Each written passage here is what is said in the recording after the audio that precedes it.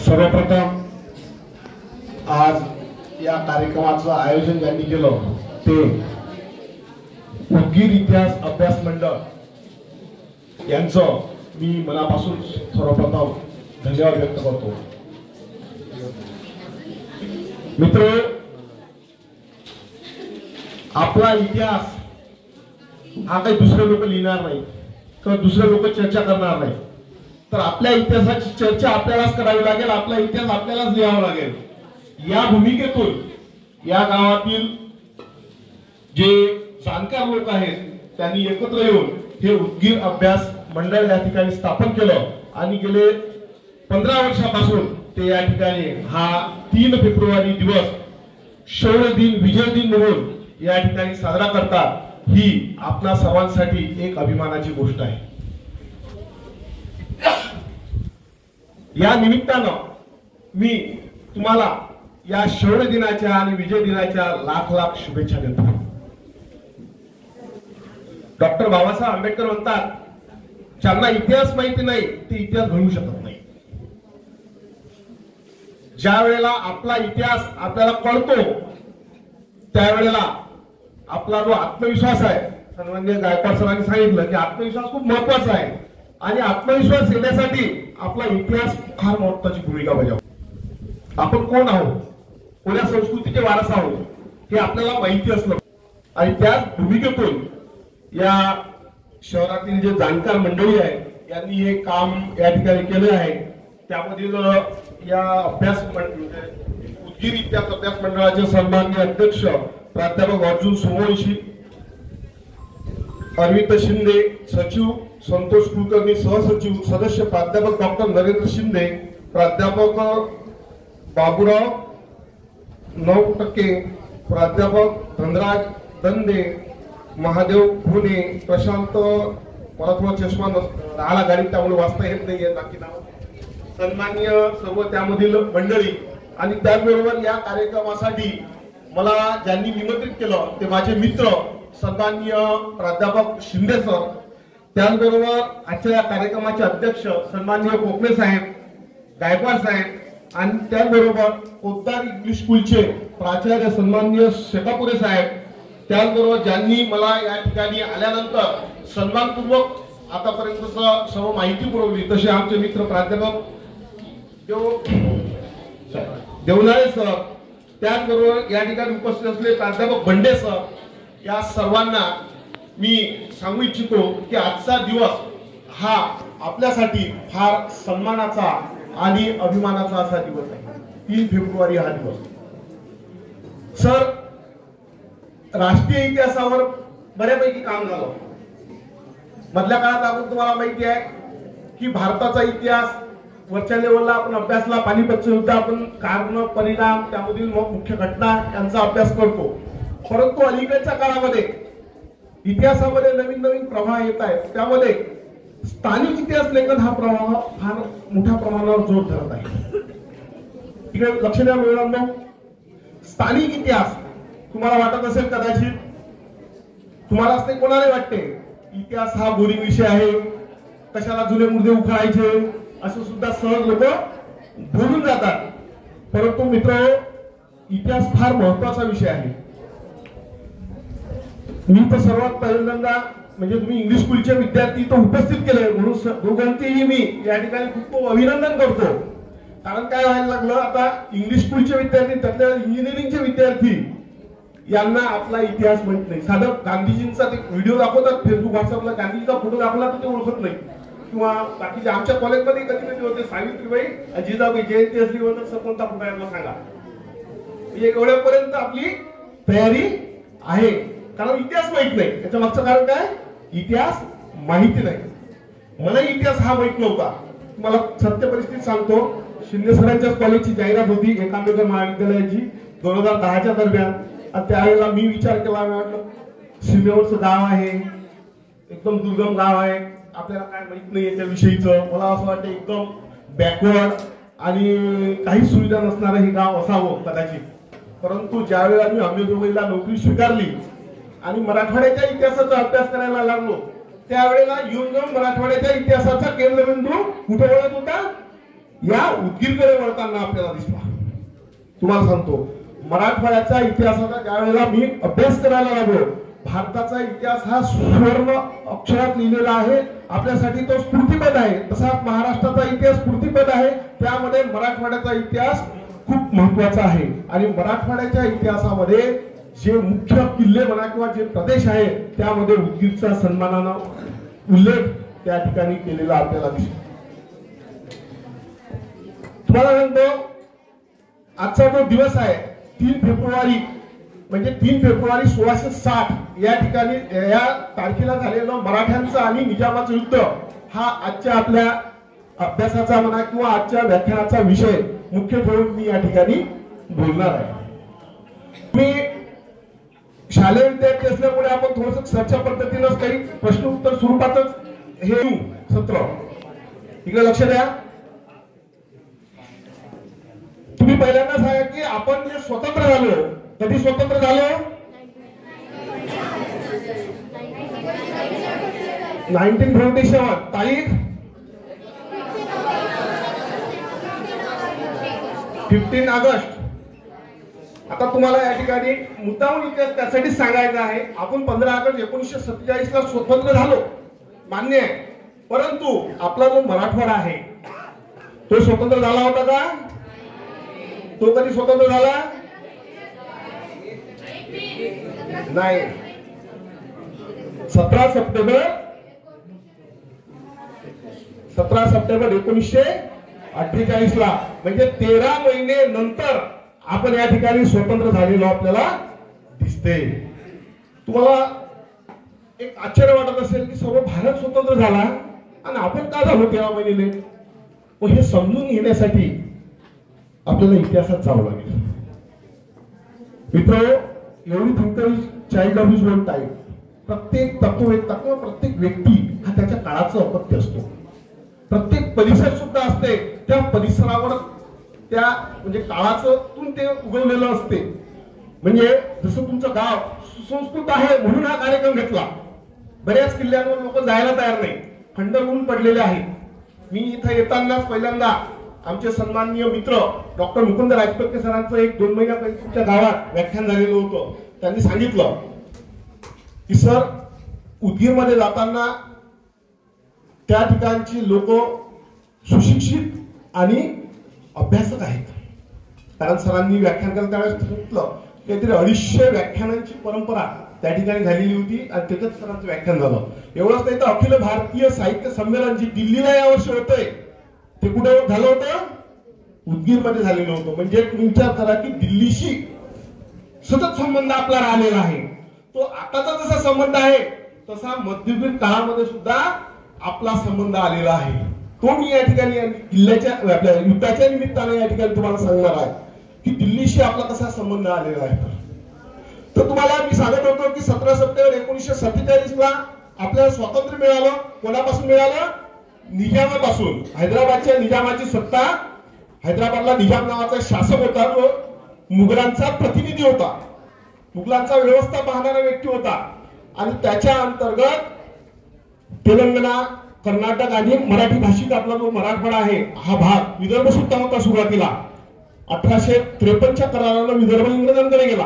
तोपर्यंत 1853 पर्यंत विदर्भ सुद्धा निजामाकडेच असलेला आपल्याला दिसतो.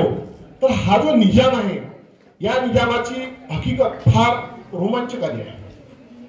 मी तर नेहमी त्याच्याविषयी ज्यावेळी विचार करतो त्यावेळी मला तुकाराम महाराजांचा अभंग आठवतो. महापुरे महावृक्ष जाती तेथे लढाणे राहती. तुम्ही विचार करा की 1724 मध्ये सत्ता स्थापन केली निजामशाहीनं आणि भारत स्वतंत्र झाल्यावर सुद्धा 1 वर्ष म्हणजे 1948 पर्यंत त्याची सत्ता राहिली. म्हणजे असं काय असेल या निजामशहाकडे. तर आपल्या लक्षात येते की बल्लंड अशा ज्या काही सत्ता होत्या त्यांची हातमिळवणी करून त्यांच्याशी मैत्री करून त्याला सतत आपली सत्ता कायम ठेवण्याचा या ठिकाणी प्रयत्न केलेला आपल्याला दिसतो.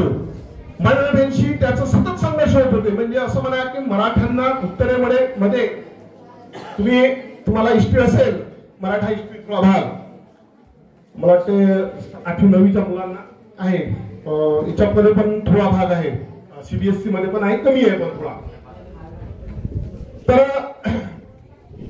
छत्रपती शिवाजी महाराजांनी स्थापन केलेलं स्वराज्य हे पेशव्यांच्या काळामध्ये साम्राज्यात रूपांतर झालं. उत्तरेकडे त्यांनी आपल्या सत्तेचा विकास केला, दिल्लीकडे वाटचाल केलेली आपल्याला दिसते. त्याच वेळेस दक्षिणेमध्ये त्यांना हा निजाम डोकदुखी झालेला आपल्याला दिसतो. हा संधी मिळाली की मराठ्यांवर काय करायचा, आक्रमण करायचा. आणि मराठे हे शेवटपर्यंत त्याचा कायम बंदोबस्त करू शकले नाही. त्याला जिंकलं परंतु पूर्णपणे बंदोबस्त करणं जिंकलं नाही. त्यातलाच एक महत्वाचा टप्पा म्हणजे हे 1760 उदगीरचं युद्ध म्हणून इतिहासात त्याची नोंद आहे. मित्र, नानासाहेब पेशवे तुम्हाला माहित नसेल, मी तो इतिहास सांगतो की छत्रपती शिवाजी महाराजांचं नाव ऐकलं. त्या छत्रपती शिवाजी महाराजांच्या अष्टप्रधान मंडळातील एक पेशवा पद होतो, म्हणजे मुख्यमंत्री, की जो मुख्यमंत्री नंतरच्या काळामध्ये 1707 नंतर 13 नंतर काय त्याच्या हाती सत्ता एकत्रित आली, तो शक्तिशाली झाला. आणि त्या घराण्यातील नानासाहेब पेशव्याच्या काळातील ही घटना आहे. म्हणजे पानिपतच्या युद्धाच्या अगोदरला घटनाक्रम आहे हा. तर त्याच्या काळामध्ये या निजामानं त्यांच्यावर सतत कुरघोड्या करणं सुरू केलं असतानाच या पेशव्यांनी शिंदखेडच्या प्रदेशामध्ये त्याच्यावर आक्रमण केलं आणि या पेशव्यांनी निजामाला जिंकलं. आणि त्या ठिकाणी असं ठरलं की नळदुर्गचा किल्ला, परांड्याचा किल्ला आणि अहमदनगरचा किल्ला आणि 25 लाख रुपयाची जहागीर ही मराठ्यांना देण्यात यावी. परंतु निजाम कसा होता मी तुम्हाला सांगितलं की तह मान्य करायचा आणि संधी विकली की पुन्हा फिरायचा. त्याचाच एक भाग म्हणून त्यानं ते जे किल्ले आहेत, म्हणजे पहिले नळदुर्गचा किल्ला मिळवला, परंतु परांड्याचा आणि अहमदनगरचा किल्ला देण्यास त्यानं मनाई केली. म्हणून नानासाहेब पेशवे यांनी निजामाचा बंदोबस्त करण्यासाठीची मोहीम 59 मध्येच पुण्यात आखली की आता निजामाचा बंदोबस्त करण्याची आवश्यकता आहे. कारण उत्तरोत्तर विकास करायचा आहे तर दक्षिणेत डोकदुखी बंद करावी लागेल, कारण सतत त्याचा त्रास चालू असायचा. त्याच्यावेळी त्याने फ्रेंचांची मदत घेतली होती. इंग्रजांचा तैनाती फौजचा जो तह आहे तो स्वीकारलेला होता. त्या सत्तांसोबत त्याला हातमिळवणी केलेली होती आणि मराठ्यांच्या राजकारणात सुद्धा तो सतत हस्तक्षेप करत असलेला आपल्याला दिसतो. आणि तो तह नाकारल्यामुळे सदाशिवराव भाऊंनी काय केलं की निजामाकडे लक्ष देण्याचं ठरवलं आणि सदाशिवराव भाऊ स्वतः पुण्यावरून निघाले. ते पुण्यावरून निघाले त्याच वेळेला रघुनाथराव पेशवे, तुम्ही नाव ऐकलं असेल, राघोबा दादा म्हणतात त्यांना, आणि सदाशिवराव भाऊ विश्वासराव हे सुद्धा उदगीरच्या दिशेने निघाले. निजाम याला माहिती मिळाली की पेशवे आपल्याला चालून येत आहेत, म्हणून पेशव्यांना मधातच रोखण्याचा त्याचा प्रयत्न होता. नगरच्या तेवढ्यातच त्यांना रोखावं अशी त्याची योजना होती. परंतु राघोबा दादा, सदाशिवराव भाऊ आणि विश्वासराव हे सरळ या उदगीरच्या आसपास दाखल झाले आणि त्याच वेळेला निजाम सुद्धा हैदराबादवरून या उदगीरच्या किल्ल्याच्या आश्रयाला आला. राजकीय दृष्ट्या या घटनेचं खूप महत्व आहे. ज्या वेळेला हा निजाम उदगीरच्या किल्ल्यात आला त्यावेळेला त्याचं जे सैन्य होतं ते कमी होतं. त्याला मदतीसाठी औरंगाबाद, धारूर या ठिकाणच्या सैन्याला मदतीची मागणी केली आणि धारूरच्या किल्ल्यामध्ये त्याच्या मदतीसाठीचं सैन्य त्याच्या सरदारांनी जमा करून ठेवलं आणि त्याला असं ठरवलं की आता आपल्याला उदगीरच्या किल्ल्यात जर आपण राहिलो तर आपण जिंकू शकणार नाही. म्हणून त्यावेळेस त्यानं धारूरच्या किल्ल्याचा आश्रय घेण्याचा प्रयत्न केला. अशाच प्रकारचा धारूरला सुद्धा किल्ला आहे, मी जाऊन आलोय तिथं. तर धारूरच्या किल्ल्याचा आश्रय घेण्याचं ठरवलं. परंतु मराठ्यांनी काय केलं, त्यांच्या दोन फळ्या होत्या, एक सदाशिवराव भाऊ विश्वासराव आणि राघोबा दादा हे उदगीरच्या परिसरात आलेले होते आणि जे नानासाहेब पेशवे होते आपल्या ते तिथूनच नगरवरूनच ते सर्व कारभार त्या ठिकाणी पाहत होते. नगरचा किल्ला त्यांनी जिंकून घेतला होता. तो त्या ठिकाणचा जो कविगंग नावाचा जो काही सरदार होता त्यानं काही जहागिरीच्या मोबदल्यात तो किल्ला, निजामाचा किल्ला मराठ्यांना देऊन टाकलेला होता. सदाशिवराव भाऊ जे आहेत, सदाशिवराव भाऊ मात्र बीड, परतूर या मार्गे परळी अशा भागातून येत होते. ते पोहोचेपर्यंत काहीतरी टाइमपास व्हावा किंवा यांना गुंतून ठेवावं, याचा सैन्य साठा समाप्त व्हावा, रसद समाप्त व्हावी या उद्देशानं रघुनाथराव पेशव्यांनी आपल्या उदगीरच्या परिसरात छोट्या मोठ्या लढाया त्याच्याशी चालू ठेवल्या. ही घटना आहे 1660च्या जानेवारीमध्ये. 1660च्या जानेवारीमध्ये त्यांनी उदगीरच्या परिसरात छोट्या मोठ्या लढाया त्या ठिकाणी केल्या आणि तिथून परळी मार्गे सदाशिवराव भाऊ पुढे सरकत सातसा मार्गे ते तांदुळजाच्या परिसरात समजा ते आले 1760 ला जानेवारीमध्ये. तर इकडून निजाम धारूरच्या किल्ल्याच्या आश्रयाला जात असताना त्यांनी ठरवलं की याला मधात कुठेतरी गाठायचं आणि त्यांची गाठ पडली. सरांनी सांगितलं त्याप्रमाणे तांदुळजाच्या परिसरामध्ये. त्या परिसराला मी भेट दिली. मुख्य माझा अभ्यासाचा विषय तोच आहे. आज सन्माननीय बावणे साहेब आले नाही, ज्यांच्या गडीवर तो तळ झाला ते बावणे साहेब आपल्या सोबत येणार होते, चर्चा करणार होते. आणि सर्वात महत्वाची गोष्ट सांगायची की मी फक्त निमित्त आहो, सर्व तो इतिहास आहे ते बावणे साहेब स्वतःच चांगल्या पद्धतीने सांगतात, पण त्यांना काही अपरिहार्य कारणामुळे या ठिकाणी येता आलं नाही. तर मित्र, मराठ्यांनी निजामाला त्या ठिकाणी तांदुळजाच्या परिसरामध्ये समोरून सदाशिवरावचं सैन्य आलं परळीवरून सारसा मार्गे आणि इकडून राघवादादा मागच्या साईडला त्यांनी त्या ठिकाणी आक्रमण केलं. याच वेळेला एक महत्वाची घटना अशी घडली होती की निजामाच्या सैन्यातील जो तोफखाना प्रमुख आहे इब्राहिम खान गारदी, तो इब्राहिम खान गारदी मराठ्यांकडे गेलेला होता.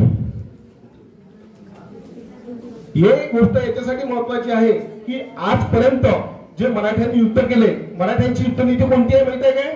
शिवाजी महाराजांच्या युद्ध कसं करायचे शिवाजी महाराज? गनिमी गाव. छान. गोरेगाव. तुमची इंग्रजी शाळेत पोरं असल्यास खूप माहिती आहे त्यांना.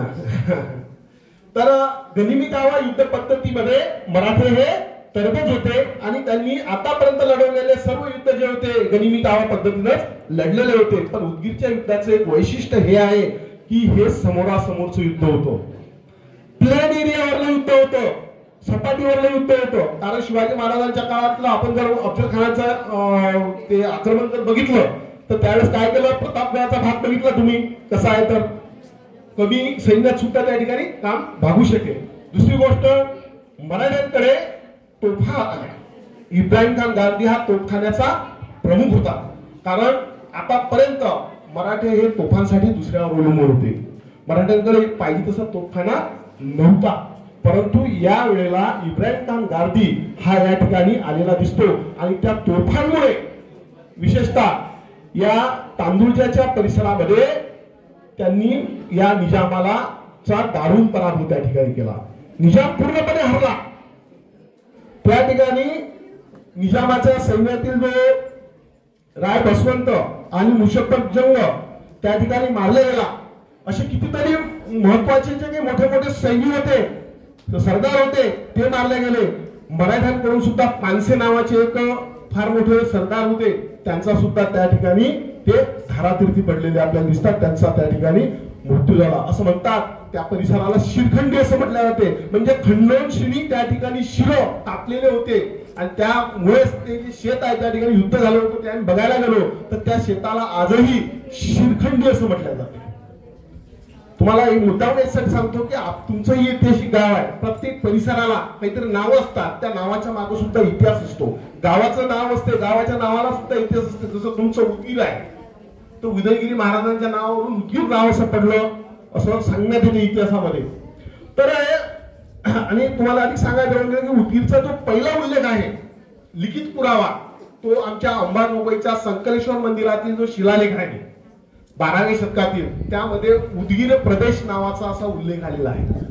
त्याच्या अगोदरला उदगीर हा शब्द इतिहासकारांना कुठून मिळालेला नाही असं त्यांचं म्हणणं आहे. माझ्या माहितीप्रमाणे पहिला जो लिखित उल्लेख आहे तो अंबाजोगाईच्या संकलेश्वर मंदिरातील शिलालेखात उदगीरचा उल्लेख आलेला आहे. म्हणजे 12व्या शतकापासूनच आपल्या भागाला उदगीर म्हणत होते हे यावरून सिद्ध होते. तर महत्वाचा भाग आहे की ज्या वेळेला निजामाचा त्या ठिकाणी दारूने पराभव झाला आणि त्यांनी हे तांदूळच्याच का निवडलं हे महत्वाचं सांगण्यासारखं आहे तुम्हाला. हा जो प्रदेश आहे मराठवाड्याचा, हा प्रदेश निजामी वर्चस्वाखाली होता. हा किल्ला सुद्धा, या किल्ल्याचा इतिहास जर पाहिला, सन्माननीय सरांनी प्रास्ताविक करताना फार महत्वाचं सांगितलं की हा चालुक्यकालीन किल्ला आहे. बरेच लोक बहामनी म्हणून सुद्धा त्याचा उल्लेख करतात बऱ्याच ठिकाणी, परंतु सरांनी फार चांगल्या पद्धतीने सांगितलं की हा किल्ला चालुक्यकालीन किल्ला आहे, बहामनीच्या अगोदरला किल्ला आहे. या किल्ल्यावर बहामनीची सत्ता होती, त्यानंतर बरीदशाहीची होती, निजामशहाची सुद्धा सत्ता होती, काही काळ मराठ्यांच्या ताब्यात होता असाही उल्लेख मिळतो. परंतु जास्त मोठा कालखंड हा निजामशाहीचा राहिलेला आपल्याला दिसतो. तर या ठिकाणी महत्वाचं म्हणजे तांदूळजा हे गाव का निवडलं त्यांनी युद्धासाठी, तर या निजामशाही प्रदेशामध्ये मराठ्यांचे छोटस ठाणं म्हणून किंवा एक ठिकाण तांदूळच्या नावाचं होतं की जो तांदूळजाचे जे सरदार होते, नाईक बावनी सरदार, हे पेशव्यांचे एकनिष्ठ होते, पेशव्यांची माणसं होती आणि त्या ठिकाणी त्यांना मदत होणार होती. म्हणून निजामावर आक्रमण करण्यासाठी त्यांनी तांदूळजाचा परिसर निवडला. त्या ठिकाणचे जे जानोजीराव बावणे आहेत, जानोजीराव बावणे, नाईक बावणे सरदार यांच्या आश्रयाने त्यांनी इंग्रजांवर आक्रमण केलं, निजामावर. आणि त्या विजयामध्ये या जानोजीराव बावण्यांचा सुद्धा मोठा वाटा आहे. आणि या युद्धानंतर झालेला जो तह आहे तो त्या बावण्यांच्या गडीमध्ये झालेला आहे. आजही ती जागा जी आहे, त्यांच्या तळाची जागा, त्या ठिकाणी असणारं असं ठिकाण आहे, पडझड झालेलं आहे, तर ती दाखवण्यात येते की याच ठिकाणी या बावण्यांच्या मध्यस्थीनं मराठी आणि निजामामध्ये तो तह झालेला होता. या तहानं काय ठरलं, तर जो मराठी भाषिक प्रदेश आहे निजामाकडला तो मराठ्यांना देण्यात यावा. म्हणून असं म्हणतात की मराठवाडा या शब्दाचं नामकरण जे आहे ते तांदूळजाला झालं, कारण त्याच वेळेला मराठी भाषिक प्रदेश हा निजामाकडून तोडून तो मराठ्यांना देण्याचं ठरलं. त्या ठिकाणी 60 लाखाचा मुलूक हा निजामानं पेशव्यांना देण्याचं करून गेलं. सुरुवातीला 45 लाखाचाच मुलूक ठरला होता, परंतु मराठ्यांचं लक्ष होतं विठ्ठल सुंदर. तुम्हाला माहित आहे का मित्रांनो, मराठ्यांच्या इतिहासात 3.5 शहाणे प्रसिद्ध आहे. माहित आहे, शोध घेता काही गोष्टीचा नंतर घरी गेला. त्या 3.5 शहाण्यांपैकी एक शहाणा म्हणजे तो युद्धकलेतही तरबेज आहे आणि बुद्धीतही तरबेज आहे. अर्धा शहाणा मी सांगून देतो तुम्हाला, कोण आहे, नाना फडणवीस. नाना फडणवीस कसे होते, बुद्धीत तरबेज होते, परंतु प्रत्यक्ष रणभूमीवर लढत होते काय, नाही, प्रत्यक्ष रणभूमीवर ते लढले नाही. परंतु विठ्ठल सुंदर कसा होता, दोन्ही याच्यात एक्सपर्ट असलेला व्यक्ती होता आणि त्याला निष्कासित करावं हे टार्गेट मराठ्यांचं होतं. परंतु विठ्ठल सुंदर सुद्धा निजामासारखाच होता, त्यानं लगेच माघार घेतली आणि मराठ्यांचा प्रतिनिधी म्हणून मी राहील अशी त्यांना विनंती करून त्यांना आपलं निष्कासित होणं त्या ठिकाणी टाळलं आणि त्या मोबदल्यात 15 लाखाचा मुलूक आणखी मराठ्यांना मिळाला. जवळपास 60 लाखाचा मुलूक त्या ठिकाणी मराठ्यांना मिळाला. परंतु मित्र, हा आनंद जास्त काळ आपल्याला टिकवता आला नाही. तुम्ही लक्षात घ्या की ज्या वेळेला हे उदगीरचं युद्ध झालं, एक महत्वाची गोष्ट या ठिकाणी सांगण्यासारखी आहे की हे जे युद्ध आहे हे उदगीरचं युद्ध म्हणून या ठिकाणी नोंद झाली. म्हणजे याच्यावरून हे लक्षात येते की या परिसराला उदगीरच्या नावानं ओळख होत होती. म्हणजे तांदूळच्या पर्यंतचा जो प्रदेश, लातूर वगैरे याचं नाव नव्हतं त्यावेळेला, तर त्या परिसराला सुद्धा कशाचं नावानं ओळखत होते, उदगीरचा परिसर म्हणून. जसा तुम्हाला सांगतो, खुलताबादला औरंगजेबाची समाधी आहे, परंतु ज्यावेळेस नॅशनल लेवलच्या एक्झाम होतात त्यावेळेला ते ऑप्शन मध्ये औरंगाबाद देतात. खुलताबाद हे गाव आहे. तशाच पद्धतीनं जरी तो युद्ध प्रत्यक्षात तांदूळच्या परिसरात लढलं गेलं असलं, तो तह जरी तांदूळला झाला असला तरी त्याची नोंद इतिहासामध्ये उदगीरचं युद्ध म्हणून करण्यात आली. त्याच वेळेला उत्तर भारतातून एक संदेश आला की अब्दाली आणि नजीब खान यानं दिल्ली काबीज केली. त्यामुळे मराठ्यांना लगेच उत्तर भारताकडे, दिल्लीकडे जाण्याचं ठरवावं लागलं. मित्र, आपला जो भाग आहे तो डायरेक्ट पानिपतच्या युद्धाशी कनेक्ट आहे. तुम्हाला माहित असेल पानिपत तो पिक्चर निघाला ना, पण आपला इतिहास माहित नसल्यामुळे त्यांनी उदगीर दाखवलं नाही त्याच्यामध्ये. कारण मराठ्यांचं सैन्य कुठून गेलं तिथं, उदगीरवरूनच उदगीरचं युद्ध संपलं, परतूरला ते एकत्र आले आणि तिथूनच सरळ कुठे गेले, दिल्लीकडे गेले. म्हणजे पानिपत पिक्चरची सुरुवात कुठून करायला पाहिजे होती, खरी उदगीर पासून सुरुवात व्हायला पाहिजे होती. ते गोवारीकडचे आहेत, त्यांना बावणे साहेब भेटले, तेवढं सर आम्हाला हे माहितच नव्हता इतिहास, तर माहित असताना निश्चितच आम्ही इथूनच स्टार्टिंगला सुरुवात झाली असती उदगीरच्या युद्धापासून. म्हणून हे जे सर्व मंडळी जे काम करत आहे ते खूप महत्वाचं आहे, कारण इतिहासाला उजाळा दिला पाहिजे, इतिहास वारंवार सांगितला पाहिजे. एक महत्वाचं उदाहरण तुम्हाला देतो. मी ज्या परिसरात राहतो, मी अकोला जिल्ह्यातला आहे, विदर्भातला. आमच्या भागात माझ्या गावाजवळ जवळच अडगावचं युद्ध, इंग्रज मराठा द्वितीय युद्ध झालेलं आहे. 1803चं 1818 तिसरं युद्ध झालेलं आहे. त्याच्यात मराठा सत्ता संपली. त्याच्या अगोदरला जे द्वितीय युद्ध आहे ते अडगावचं युद्ध म्हणून प्रसिद्ध आहे. जसं इथलं उदगीरचं युद्ध आहे तशाच पद्धतीचं. तर त्या ठिकाणी लॉर्ड वेलस्ली याचा भाऊ ऑर्थर वेलस्ली हा इंग्रजांकडून होता आणि इकडून मराठ्यांचं सैन्य होतं. त्या ठिकाणी जो इंग्रज अधिकारी मारला गेला, त्यांचे वंशज आजही इंग्लंडवरून त्या तिथीला त्या रणमैदानावर येतात आणि त्यांच्या समाधीला फुलं वाहतात. आणि आपले किती लोक तिथं मारले गेले हेही आपल्याला माहित नाही.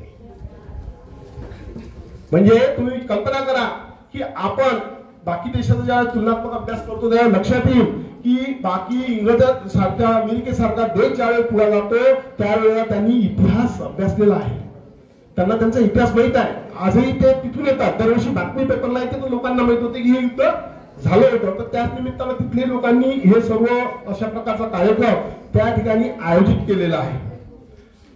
तर महत्वाचं सांगायचा हा भाग आहे या ठिकाणी की हे जे काही म्हणजे युद्ध होतं याचं महत्व खूप आहे. म्हणजे आपल्या उदगीरचं महत्व हे राष्ट्रीय इतिहासाशी कलेक्ट होते. जरी हा स्थानिक इतिहास असला तरी याचं प्रतिबिंब कुठून भेटते, राष्ट्रीय इतिहासाशी. कारण काय आहे की ज्या वेळेला मराठे हे अब्दालीवर चालून गेले त्यावेळेला त्यांना निजामाच्या विरोधात भरघोस असं यश मिळालं होतं, भरघोस असा विजय मिळालेला होता. त्यामुळे त्यांचा आत्मविश्वास द्विगुणित झालेला होता. त्या आत्मविश्वासातच ते कुठे गेले, दिल्लीकडे गेले आणि दिल्लीचं रक्षण करण्यासाठी त्यांनी पानिपतावर अब्दालीशी संघर्ष केला. त्यामध्ये त्यांच्या काही चुका झाल्या असतील किंवा ती परिस्थिती, त्यामध्ये मात्र त्यांचा दारुण पराभव झालेला आपल्याला दिसते. पानिपतचं युद्ध हे मराठ्यांच्या इतिहासातील आपल्यासाठी ही काय म्हणू आपण वाईट स्थिती आणणारी घटना. खूप म्हणजे असं म्हणतात की महाराष्ट्रातील पिढीच्या पिढी त्या ठिकाणी मारली गेली. आपला जो भाग आहे म्हणजे दिल्लीवर सत्ता मिळवण्याची जी काही आपली महत्वाकांक्षा होती ती त्या ठिकाणी थोडी कमी झालेली आपल्याला दिसते. फक्त त्याच्यानंतरचा थोडक्यात इतिहास सांगतो की यानंतर सुद्धा आपल्या बीडच्या परिसरामध्ये खेरडा असेल, राक्षस भोन असेल, या ठिकाणी सुद्धा निजामाला पराभूत केलेला आहे मराठ्यांनी. राक्षस भोनला सुद्धा आम्ही भेट दिली. राक्षस भोनच्या युद्धात हा विठ्ठल सुंदर मारला गेला, मराठ्यांनी त्याला दारुण पराभव केला. परंतु तुम्हाला सांगतो, तुम्ही एक वाक्य ऐकलं असेल की आपण युद्धात जिंकलो फक्त हात हारलो.